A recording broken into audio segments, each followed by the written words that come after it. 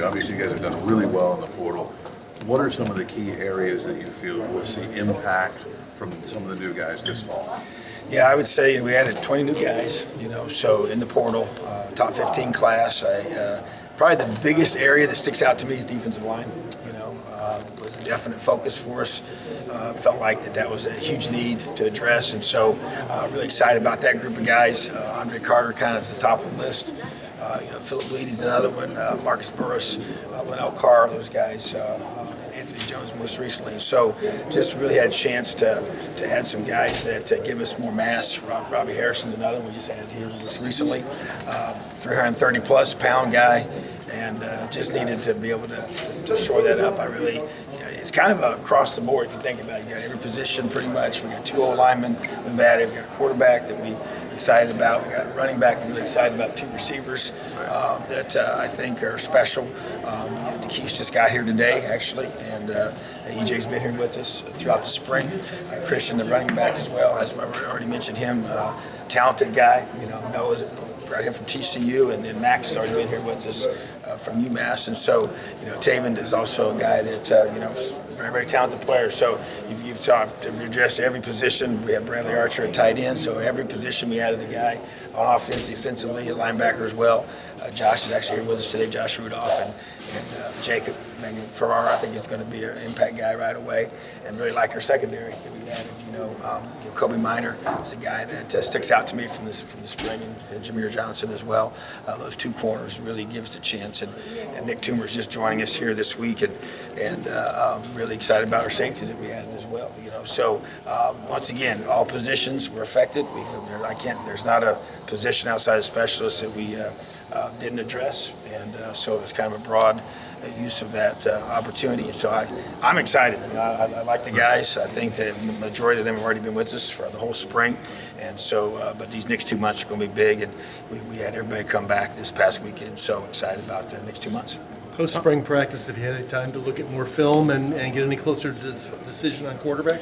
Haven't moved the needle there on that one. Have been pretty clear as far as the process we're going to go through with that. We need 2 more months this summer, and then obviously fall camp will really be the deciding factor. Once we get into, we call them 3 preseason games. The first 2 are full pads. The third one's is really more of a mock game. So we'll make a decision. I'm assuming after the second scrimmage, that would be the progression. I would assume that we'll stick with that. I just think that gives us a full gamut. We got 2 guys, with Brendan and Taven, both young but talented, and really like what I've seen from those guys, and I'm anxious to see it because the summer shows leadership. It's a big part of that. How do they handle getting the guys together? We can only do so much with our guys, and they have to do a lot more together. So I'm anxious to see that role kind of come to fruition, see how the guys respond and how those guys handle that. So that's it's obviously a very, very important position. It is the position that's going to drive a lot of our success in 2023. You talk about transfers. Is there any desire to add, even for depth, another scholarship quarterback, or do you feel like you're good where you are? We looked into some of those options. It's a unique dynamic with the age of that group there, so we just never really found the right combination for that. So I would be surprised if we did add that at this point. Obviously, Dexter's still on the mend, and so he is ahead of schedule. That doesn't mean he's going to be ready for the start of the season by any means, but he will not be. But at the same time, he will eventually be. So that gives you some of that there. But at the same time, it was challenging to be able to really find that spot. We talked about it, and I had the interest in that as well. Just more of an insurance policy kind of a thing. But it's not like the NFL where you just get a guy off the wire. It's got to be a guy that fits and wants to be in that role and understands that whole situation. So, and with having as young guys as we have, we really felt like those guys that are there are really going to be, that's where our stars are going to come from, So, but do have a couple spots left, and we'll see how those play themselves out here. But just trying to be judicious with those spots. Tom, you mentioned it a little bit about how the summer has changed for the players. Not too long ago, the roster was frozen, and they got a chance to kind of build chemistry. Now that you're adding pieces in the middle of the summer, how does that change?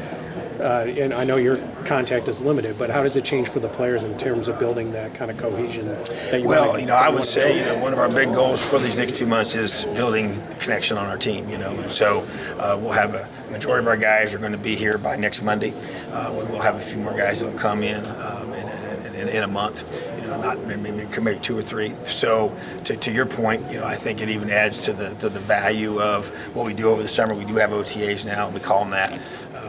That's just the word we use for them, but we'll have several of those with our own staff. We're allowed to do that now. So those become really, really important. We actually do a whole reinstall for both sides of the ball starting on Tuesday of next week. And so those guys being a part of that's very, very important. And then they'll have some that'll come in July as well. So it's just different. I mean, that's really the best word to use. There's a lot of changes.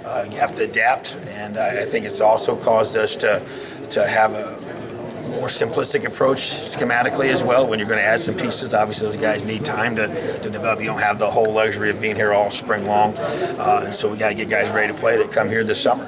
So that's where you better have a system where the guys can pick it up and then have adjustments that are going to allow them to be able to be effective.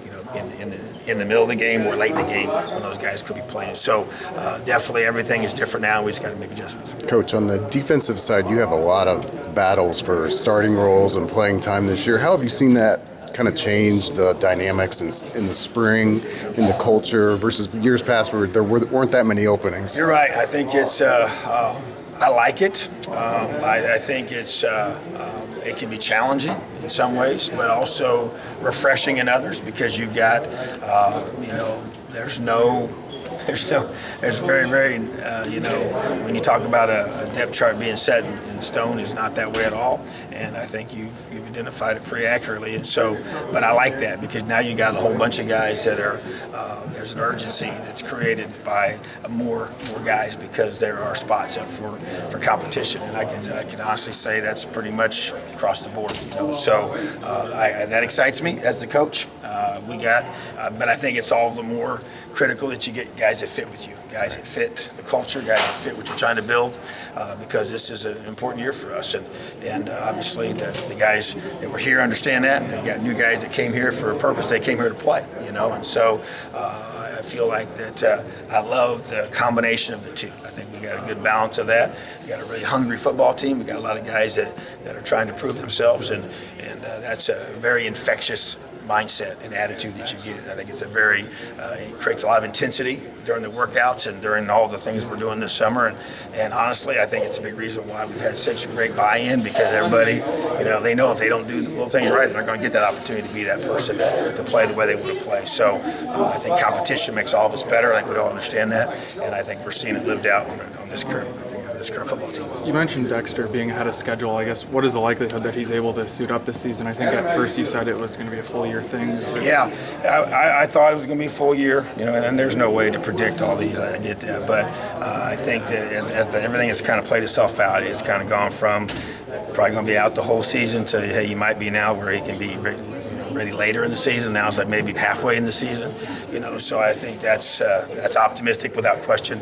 I don't control any of that, but he's such a great worker, and he's so disciplined to the process. That doesn't surprise me, especially once we found out that maybe there weren't quite as many things that they thought in the first place when the initial injury occurred. So, but still more extensive than a typical ACL. So not going to be easy to come back from. But he's just been, like I say, so disciplined to the process of rehabbing that if he can come back a little earlier, I think he's the right guy to do that. So we'll see. We'll never rush it. It's obviously going to be in his best interest. Will be what we do for him. But he'll be anxious to be getting out there for sure. But right now we're trying to get him to the halfway point and see if he can be ready to go at that point. Forgive it, clarification, but was it his ACL and was there more? It was the ACL and more, yes. And so, but it just wasn't quite as, it was kind of initially described to me as the Teddy Bridgewater injury. That's what was initially explained to me, which is pretty extensive, So it kind of got downgraded from that, but more than just your typical ACL. So he did have the ACL, yes, and then some other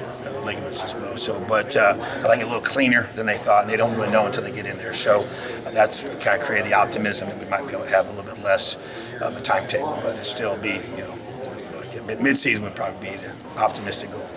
Okay, we're going to let Coach go get something to eat. Coach, thank you Okay, so much. thanks.